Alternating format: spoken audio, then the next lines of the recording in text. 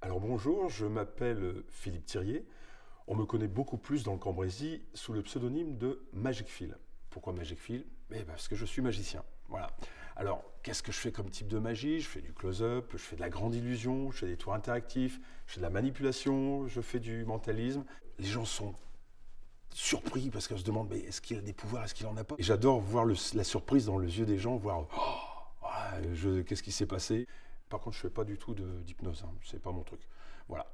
Donc, je fais des spectacles un peu partout, en France, à l'étranger. Alors, du fait de ma passion pour l'astronomie, le labo de Cambrai m'a fait découvrir cet ouvrage. Alors, c'est un ouvrage très ancien, puisqu'il date de la fin du XVIe siècle, un ouvrage sur l'astronomie. La première fois que j'ai eu ce livre dans les mains, j'ai été stupéfait. C'est la chance de pouvoir feuilleter un livre exceptionnel. Alors, on sait bien que de toute façon, je ne peux pas le lire, c'est écrit en latin. Je ne connais rien en latin. Ce livre, qui est détenu par le labo de Cambrai, est d'autant plus précieux qu'il a été un des rares à être signé par Tycho Brahe lui-même. Alors, le titre Astronomia Instrumenta Mechanica, en latin, en fait, on pourrait dire que c'est les instruments mécaniques d'astronomie par Tycho Brahe. Qui était Tycho Brahe? Alors Tycho Brahe, que l'on voit ici donc sur cette gravure, était un aristocrate danois. Il était un astronome passionné, certainement un des plus grands astronomes après Galilée et Copernic. Par contre, lui n'a pas fait d'observation à la lunette, puisque la lunette n'existait pas, il faisait de l'observation à l'œil nu. Alors il a inventé des instruments de mesure. Mais pour mettre en application, il avait besoin d'un mécène, et ce mécène était le roi du Danemark. Alors, quand je regarde ce livre, on s'aperçoit vraiment que c'est un livre exceptionnel, très mis en valeur, avec beaucoup de gravures colorées tout au long de ce catalogue. Même les textes, en fait, les textes sont entourés de frises dorées qui montrent que voilà, c'était richement coloré, richement mis en valeur. On peut se demander à quoi ça servait. Alors, en fait, historiquement parlant, à la mort du roi du Danemark, Tycho Brahe s'est retrouvé sans mécène.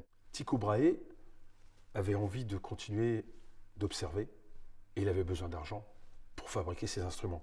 Et pour rechercher des mécènes, il avait besoin d'un catalogue.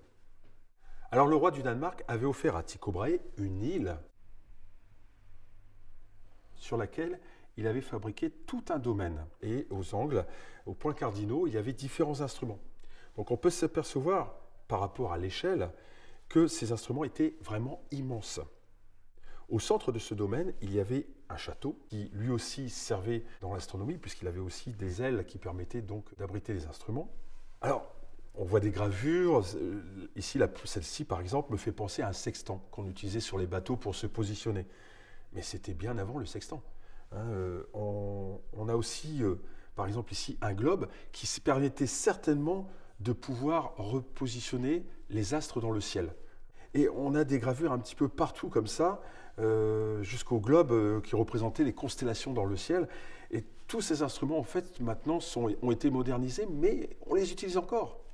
Une constellation, c'est un rassemblement d'étoiles que l'humain représentait dans le ciel, avec donc des personnages de la mythologie, souvent grecque, qui permettaient de pouvoir se repérer dans le ciel en donnant des groupements d'étoiles et de pouvoir faire une carte du ciel.